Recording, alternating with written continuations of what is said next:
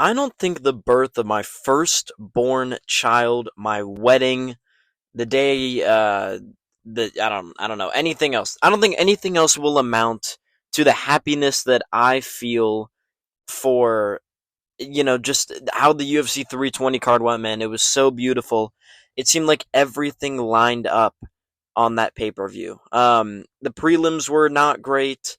The actual, like the decent prelims are actually pretty good, and we'll talk about a couple of them. But God, man, I just want to get into talking about this card. It was so incredible. It made me so happy. I've been walking around with a little bit of pep in my step recently, so man, let's get right into it. Alex Pereira and Magomed Ankalaev. Listen, Alex Pereira, he walked out there. It was serious. I felt my whole body trembling when this guy was walking to the cage, man. That scream. He steps in there. I saw it in Ankalaev's face when Alex Pereira pushed forward like that at the beginning. Ankalaev, no bullshit, and this is a real thing that happened, looked over and started yelling slurs at Ali Abdelaziz. He started asking him where he was on 9/11. He started asking about a fake passport. He started asking about Noah. He asked about a lot of stuff, right? But I could see him yelling at Ali Abdelaziz because he knew it was over. Alex came out immediately through the 1-2 down the pipe, scared Ankalaev, pushed him back. A couple of leg kicks traded between the two of them. And then Pereira, after about a minute, landed that big overhand right that rocked Ankalaev bad. He did a good job of hiding it, which is similar to what happened when Thiago Santos put him down. He does a good job of hiding he's hurt. But he went to shoot, which was a mistake in my opinion. Or not a mistake necessarily, but it was a bad shot. And as a result, Alex reversed him, put him on his back, and the ground and pound was too nasty, man. 12-6 elbows to the body, back to the head. Not an early stoppage at all. He didn't even answer. Ankalaev quit. That's something that a lot of these Russian fans, they look at these guys and they're like, well, but we don't quit, we don't tap like chicken. Ankalaev legitimately just quit in there. He got hurt, but he did not even try to get back up on the ground. He just sat there and ate the punches and elbows until they stopped it. Mogged, embarrassed, dominated in front of his fans. I can't believe Alex Pereira is back as champion. I thought it would never happen, to be honest with you. After the last one, I was like, damn, can Alex even do better than that? But he in fact did. Maybe he was really at 40%. He went out there to prove a point. He was hungry. He made it happen. It's beautiful, man. It made me really happy to see Alex win. So I don't know what's next for him, man. I think it's probably going to be Olberg. I think you probably are going to have Yuri wait around a little bit. Maybe tell Alex that he should be active. I'd love to see him versus Aspinall at the White House. You either have them sit around, do like Olberg versus Yuri for like a vacant title, have Pereira vacate and move up to heavyweight to challenge Aspinall if Aspinall wins later this month. Which is crazy to think, by the way, that we're not even that far from that card, but it is what it is. I think you do Pereira Aspinall at heavyweight. You either have Pereira defend versus Olberg and then go up, or he just vacates now. You make him sit on the sideline for a long time, build up the hype around the Aspinall fight. I think either way, it's going to be a banger. So, yeah, man, unbelievable. It was a great way to end the night. Let's talk about the co-main event in a second. But like I said, man, Ankalaev was scared of Alex. Like, you could see it in his body language. Even the entire time at the press conference, at the weigh-ins, he was scared. I don't know why more people weren't talking about it. It was like he could feel that Alex knew what needed to be done. Like, Alex knew he lost. I think a lot of people were worried that Alex was going to come out and just try and do the same thing. But he didn't. Like, he knew he lost. He made the adjustments. This is the first time, and it's what I wish more people would do versus guys that are planning on grappling them. The first time I've really seen someone who knows what's coming, and they just decide, I don't care what you're going to throw at me, I'm going to walk forward. And we'll talk about Corey in a second here. That's what he failed on in the Merab fight. Corey had a very good performance, and I guess we can talk about it now. But what Corey Sandhagen failed on, game plan wise, was they were so big on angles, right? He would get backed up, but he would kind of cut an angle, so he wouldn't really get hit with anything big except for the second round. but he wouldn't go forward that much. When he went forward, he landed on Merab. I felt like he had Merab in a little bit of trouble in moments, where he had Merab kind of backing up against the cage. Some big shots landed. Merab has a chin on him. For all the times he's been rocked, Merab has a very serious chin. It's because he has that big wide neck like Rogan was talking about. But at the end of the day, man, when it comes to the performance that Corey put on, it was the best that I've seen versus Merab at the championship level in terms of someone who's willing to stick with him for 5 rounds. Umar sprinted for the first 2.5 rounds. He tried as hard as he could to bank the rounds, and he arguably did to some people. But he got like embarrassed in the final 2 rounds, emoted on, taken down at will. Um, it was kind of a whole thing. With Sandhagen, he had a lot more success in terms of the grappling not getting to him. Like, he was never frustrated. You could tell he was in the right mind frame for this fight. Now that I'm thinking about it, I'll probably take it back. I'll probably say Umar had a better performance than Sandhagen, but Sandhagen surprised me, man. I thought that it would kind of just be every round. He doesn't really do a whole lot. Gets up from the wrestling and then loses a 50-45. But he definitely had his moments. He won round 1. I thought he got round 4, but it was very close. I'm not shocked that Merab was given the round 4 by the judges. Um, but yeah, man, Merab was incredible, dude. It's just watching Merab, one of the few real chain grapplers that I appreciate because he makes it entertaining for the fans. He's emoting, he's smiling the whole time. 25 minutes, 37 takedowns attempted, 20 landed, threw like 400 strikes, I believe, total, and was jumping around, smiling, dancing after the fight. Unbelievable the gas thing this guy has. Marab's cardio is so good. He can still get on the post-fight interview. Hey guys, please, guys, do not go. Guys, Corey tried so hard. He almost beat me, guys. But I tell you, this is MMA. He may not do it, but someone going to do it, guys. Trust. I'm going to get flatline KO'd at some point, guys. Please just wait, guys. After party tonight, please. Um, Still yapping. This guy's still yapping after the fight. Unbelievable. It was a great win by Merab. I think it was hard to follow up the fight we're about to talk about, but he did a hell of a job of shutting down Corey. I do not know who beats Merab. I think Umar's gas tank is still not that good. I think Umar loses a rematch. I'd like to see it, but Umar as a champ doesn't move me that much either. So, and I don't think the UFC does either. So I think they're kind of holding off on giving Umar a chance at Merab. So we'll have to see what happens there. But listen, that's all fun and good. That's amazing. This fight was really awesome. The main and co-main were amazing. Nothing in my life, other than maybe the ending to Holloway Gaethje live, will compare to what Yuri Prochazka and Khalil Roundtree did last night. It was midnight. I was sitting there. I was kind of tired. I was like, fuck. Like, it's, there's been some subs, but Khalil Roundtree and Yuri, I just want to see this fight. Nothing could have ever prepared me for what that third round looked like. The first 2 rounds, Khalil Roundtree. I think the Khalil Roundtree that was fighting tonight beats every light heavyweight on the planet, including Carlos Holberg, and outside of Ankalaev and Pereira. I think he beats every single one of them in those rankings.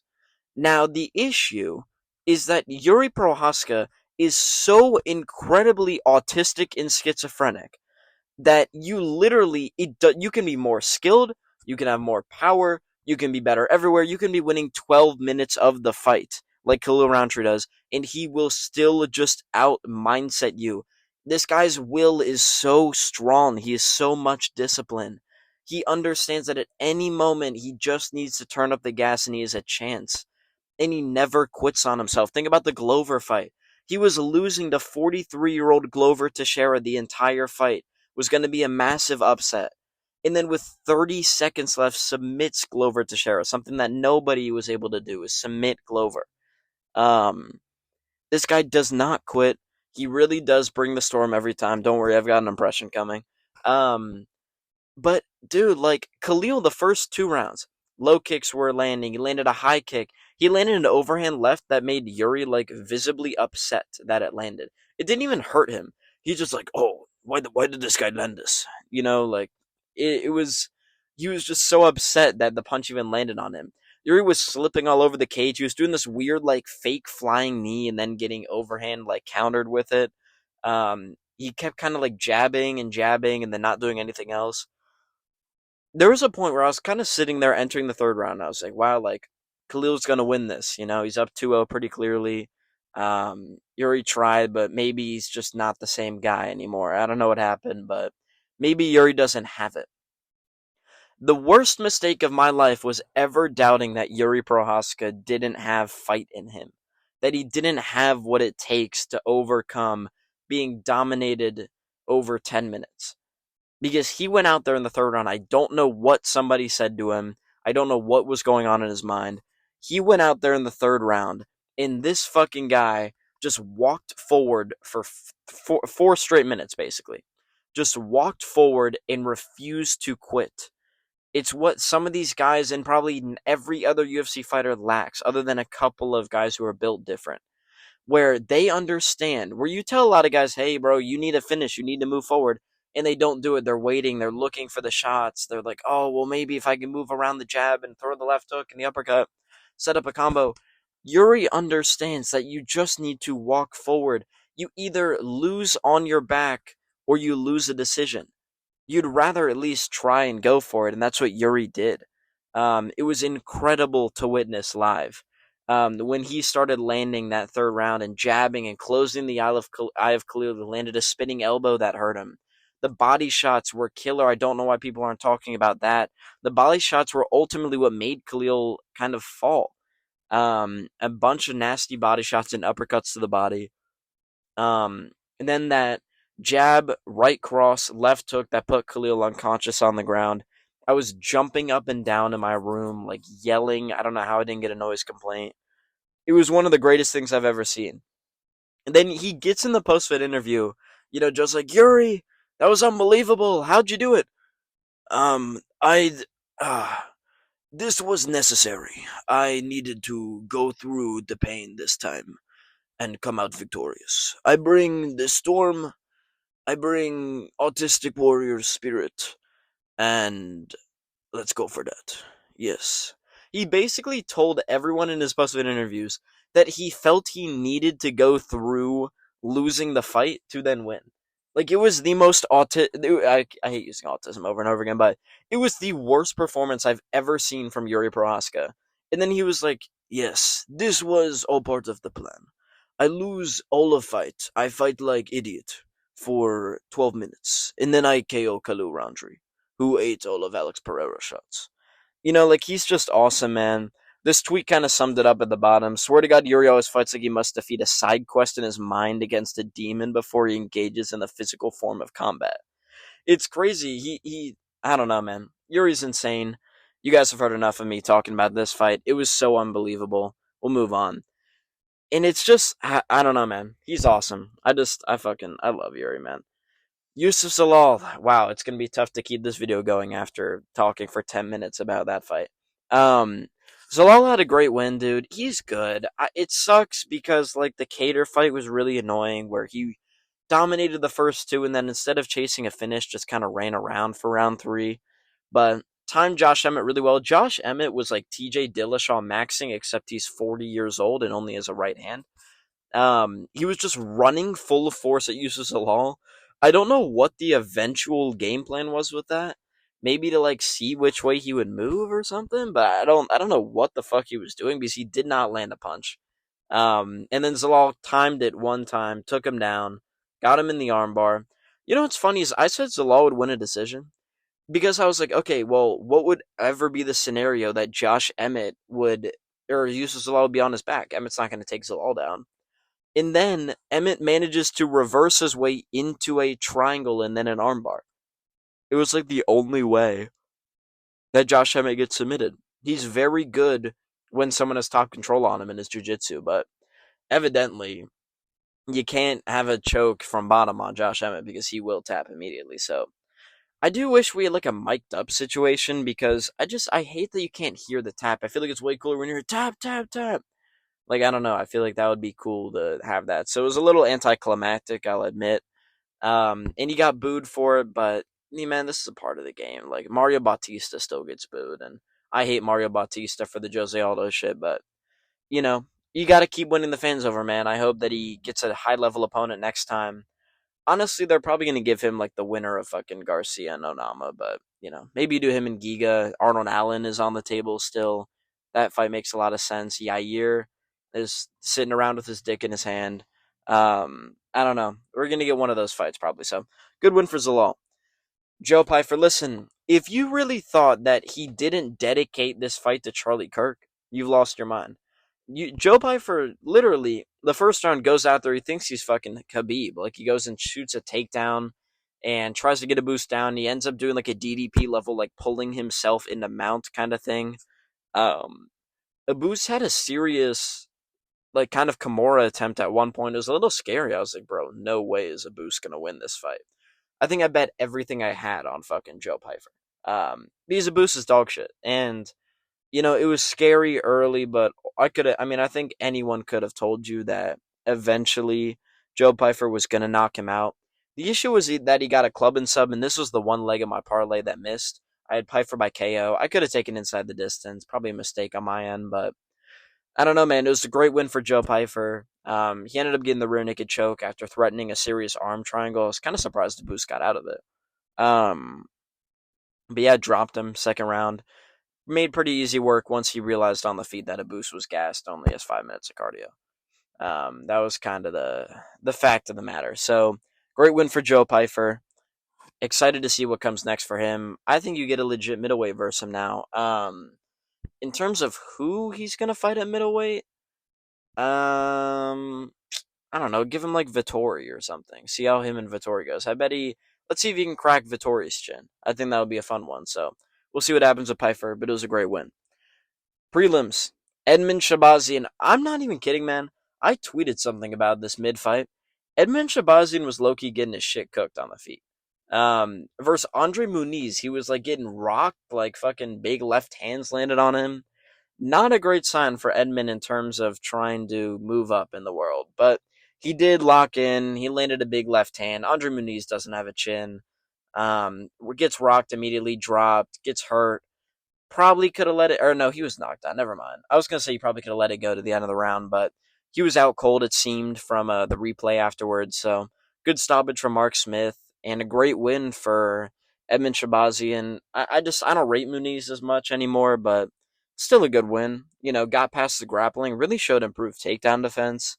In terms of what's next for Edmund at middleweight, I think he's really chinny still. I like to just see this guy get some more wins, kind of keep him as a name to have around here. I don't really know who you give him next. I don't want to say like Chris Curtis, but maybe you do like him versus Chiesa or something. Or wait, no, Chiesa's a welterweight. I don't know what class is Shahbazian in a what middleweight? Um, do yeah, man. I am liking Edmund Shahbazian and Roman Kopylov. I think that's what we do next. If Hermanson decides to come back up to 85 after the Oralby fight, then maybe do that. He does need to start moving up, though. Maybe Junyon Park. That could be interesting. So, a couple of matchups for Edmund Shahbazian. I don't know. Farid Basharat won his fight versus Chris Gutierrez. Listen, it's not surprising, dude. Gutierrez had moments in the third, but Gutierrez fights the exact same fight every single time he is here. Sometimes it's enough to win. But ultimately, if you are an equal striker of Chris Gutierrez, you will win the fight because he does not throw. He is incredibly skilled, and Joe Rogan's annoying about his technicality because he watched him KO 50-year-old Frankie Edgar. But like he does have the skills. Now grappling, I do not like Chris Gutierrez's grappling at all. He closes guard on bottom every single time, refuses to try to get back to his feet. But he has striking prowess. He's very fast. His boxing is not great, but the kicks are great. The knees are great. The Muay Thai is great. But he just doesn't throw, man. It's kind of like a Tyron Woodley thing. We're kind of looking at him and you're like, dude, like you should be really good and you're not throwing strikes. But Basharat won. Basharat looked good on the feet. He hurt Gutierrez. This is the first time I've seen Gutierrez for real hurt. So great win for Basharat. He's a little more exciting than his brother, in my opinion, but I don't know what's next for him. I don't know. The guy's undefeated. Give him a ranked opponent. Give him like fucking Ricky Simone or some shit. Vinicius Oliveira, Give him one of those type of guys. So I'll be interested to see what's next. He impressed me on the feet, I'll tell you what. More willing to strike than his brother, so I like that for his future. Daniel Santos, listen, this fight was awesome. I said it was going to be an awesome fight. I was really looking forward to it. It was one of those ones where you kind of look at it on paper, and I thought that Santos would out grapple Ju Sang Yu to a decision. That was kind of what I thought. Was you would hurt Santos in moments, but ultimately Santos would be too much of a grappler, and it did seem that way in round one, where he held him down. He might not have been able to do much with it. You was literally aura farming the entire time, um, but it seemed like that was his path to victory. Now, what I did not expect, and obviously, listen, I watched tape on Ju Sang Yu for his fight versus Jeka Seregi at 316. I knew that in all of his fights, the way he defends is literally chin wide open in the air, just circles around. Daniel Santos is too good for you to get away with that. Jeka Seregi is dog shit and like terrible at fighting, but it's very clear that eventually you're going to get caught if that's the way you defend on the break. And Santos knew it, and he eventually caught him with it. You can only clip farm for so long in this game, and he did it, man. It was a great win. Um, yeah, dude, he was. I mean, he's literally going to end up on like top five fighters who disrespected their opponent and paid for it. Top five revenge moments in sports or some shit. Like fucking it was kind of tough to witness. I like Ju Sang Yu. I hope he comes back stronger than ever.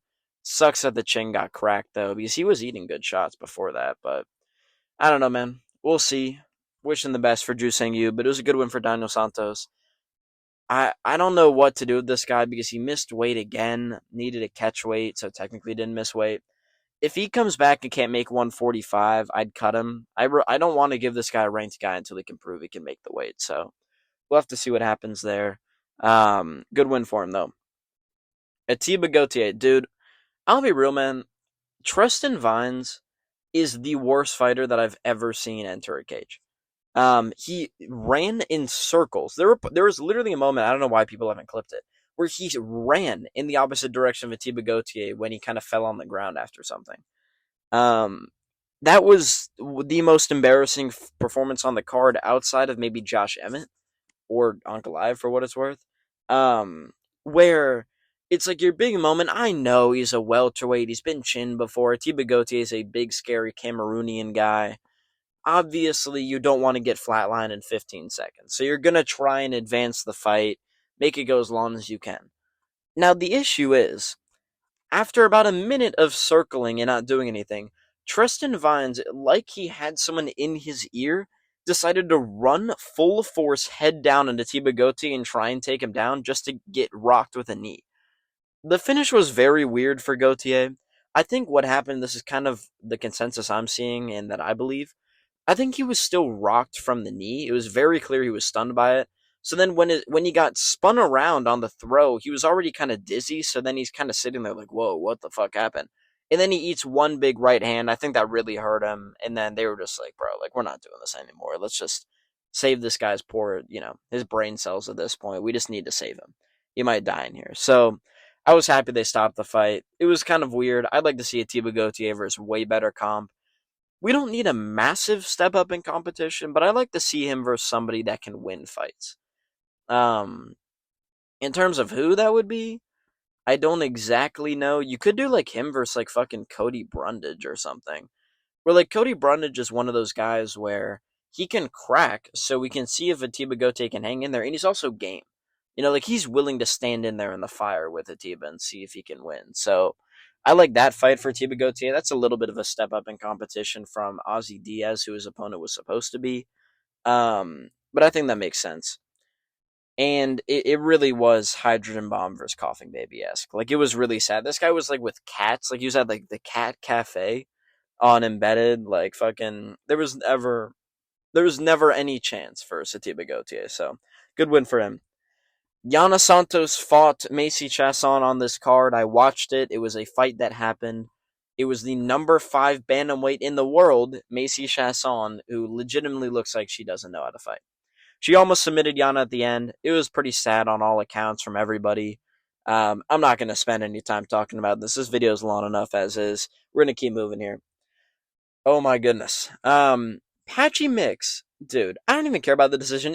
I thought Patchy Mix won rounds 2 and 3. I'm not going to say it was a robbery, though. It was close. Um, Patchy Mix legitimately has a win over a guy that beat Piotr Jan. He has a win over Rafian Stotts. He finished Sergio Pettis, who just finished Magomed Magomedov. Um, he has a good resume. I'll give him that. But this guy was doing interviews in like 2024 where he's like, dude, I'm the number one bantamweight in the world right now. Compare my resume to anybody. I'd slump Piotr Jan. I'd tap Sean O'Malley out cold. Dog, you just lost to Jakub Wicklox. Wicklox has fought the same guy 5 times on his record. He has a bunch of losses.